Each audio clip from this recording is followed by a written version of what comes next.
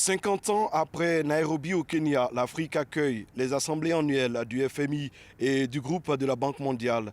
Un acte de solidarité, mais surtout une solide confiance accordée par les institutions de Bretton Woods au royaume chérifien. Cinquième économie du continent africain, victime il y a un mois d'un séisme qui a fait plus de 3000 morts. Les enjeux de ces assises de l'économie et de la finance mondiale ont pour nom inclusion financière et digitale, développement durable, réforme des institutions financières internationales, entrepreneuriat et innovation. Le ministre de l'économie et des finances, Adama Coulibaly, conduit la délégation ivoirienne. À ses côtés, la ministre du plan et du développement, Niale Kaba, et le ministre du budget et du portefeuille de l'État. À l'agenda des ministres ivoiriens pour cette première journée, une rencontre avec le vice-président senior de la JICA, l'agence japonaise de coopération internationale. Objectif, passer en revue les axes de coopération et les nouveaux projets en lien avec le PND 2021-2025.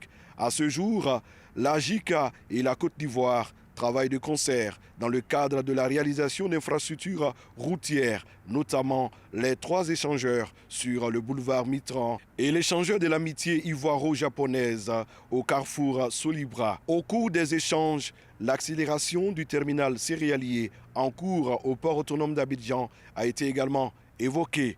La délégation ivoirienne a ensuite eu une séance de travail avec le directeur du département Afrique du FMI. Nous avons évoqué notamment le suivi du programme économique et financier, dont la première revue a été conclue bien avant leur arrivée à Abidjan.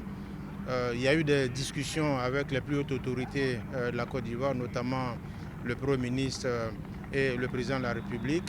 Au cours de ces séances, il a été indiqué qu'il fallait, au-delà du programme régulier, le programme économique et financier, que la Côte d'Ivoire puisse accélérer avec le Fonds monétaire international la préparation d'un programme financé par le Fonds de résilience et de durabilité.